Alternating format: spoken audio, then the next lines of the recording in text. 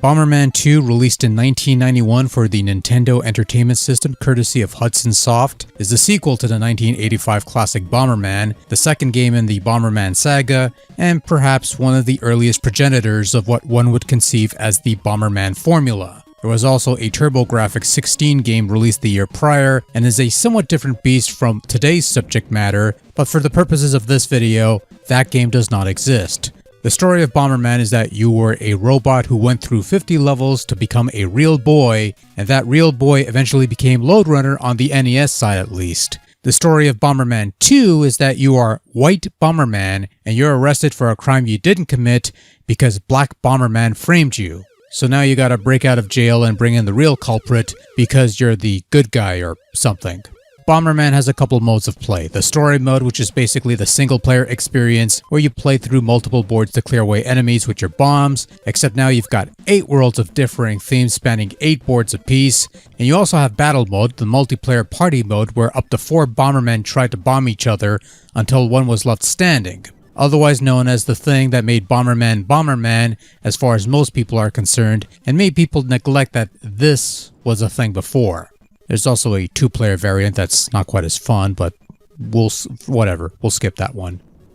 The gist of Bomberman, for those who have yet to sample this wonderful series, is that you bomb bricks to clear away, and every so often, a power-up will emerge that will increase your abilities, whether it be being able to lay down more bombs, extending the explosive yield, remote detonators that will allow you to detonate on command, bomb kicking, things of that nature, whatever the case may be. Some abilities stick with you until you lose a life, but other abilities will stick around even after death. Lose all your lives and the game ends, with the password provided to resume your adventure at a later time. The jump from Bomberman 1 to Bomberman 2 was quite drastic.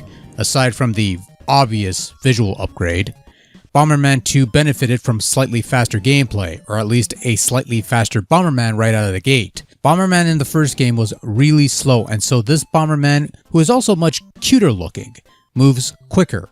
This is a good thing. Also, to break up the monotony, the game has you traveling to different worlds. Though this is merely for appearance's sake, new enemies do appear along the way, but that's about it. There are no bosses to be found here. You clear out the last board, you get a little static intermission that progresses the flimsy story forward. You move on to the next world, have fun. Pretty much it. There have been many Bomberman games that have come along afterwards, and truth be told, Bomberman 2's only real noteworthy aspect is that it's the other Bomberman game to grace the old NES, besides the original of course. And that's largely how I'm looking at this game, because in the grand scheme of things, it's nothing special. And part of that is because Bomberman's gameplay is kind of evergreen. It's simple to understand, it's fairly straightforward, doesn't take long to figure out how things work. Place bombs, find cover, bomb goes boom, don't touch the boom or else you die, that sort of thing. And no matter what the platform, no matter the number of buttons on your controller, or the number of bits behind something, or whatever the case may be, yeah, some games will add little tweaks here and there, but it's the kind of game that you could play multiple versions of, and the differences are mainly superficial. Level layouts, gimmicks, things of that nature. And look, compared to other games in the series, like I said, Bomberman 2 is nothing really special. It's just standard fare for the series, but I'm not looking at this as another entry in a wider series. I'm mainly looking at this as a sequel to the Bomberman game that graced the family computer like years prior, and that's where it shines most. Compared to the original, which was a somewhat slow, bland game, this was a significant upgrade.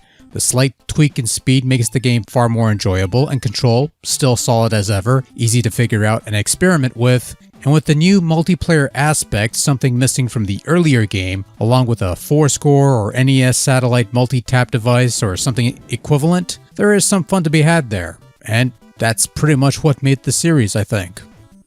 Bomberman 2 is a far better looking game than its predecessor, with a larger, more well-defined hero character and adopting more of the traditional look that would define the rest of the franchise. Some of the enemies have maintained their appearance from the previous game for the most part, with maybe a couple tweaks here and there to make them stand out a little more. And it's a really clean looking game too, with little to no flicker or slowdown for the most part, only popping up during the bonus rounds or when things get really hectic. I like the little sepia-colored intermissions moving the relatively simple story forward. It's kind of a nice touch. Bomberman 2 also benefits from updated sound over its predecessor, with more lively music playing throughout the game, just more music in general actually, including the punching up of some old favorites and some slightly better quality sound effects, which also includes that sweet, sweet explosive sound, which has been retained from the first game and is probably one of my favorite explosion sounds on the NES. It sounds explosive and punchy, I kinda dig it.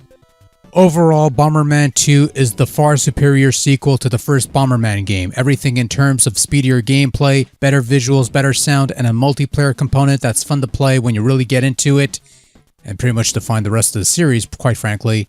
Compared to what came before, this is a far better game on the NES. It's also more expensive on the secondary market, which means your best bets are either slightly cheaper imports or one of those red-fangled multi-card things, which is what I ended up playing this on. There's also other means that we don't really need to get into, but you probably know what I'm talking about. Like I said before, Bomberman 2 doesn't really do anything special that you couldn't do in any of the later Bomberman games on any of the later systems. But if you like the Bomberman man, and if you've never played this one, you get a chance to do so, certainly one worth checking out for the curiosity of it. That, and it's nice to have a proper Bomberman game on the NES, and I kind of wish this was the one getting all the re-releases onto the virtual consoles and stuff, instead of the bland first game, but whatever, I guess that one made more money or something, I don't know, whatever. So, yeah, Bomberman 2, better than Bomberman 1.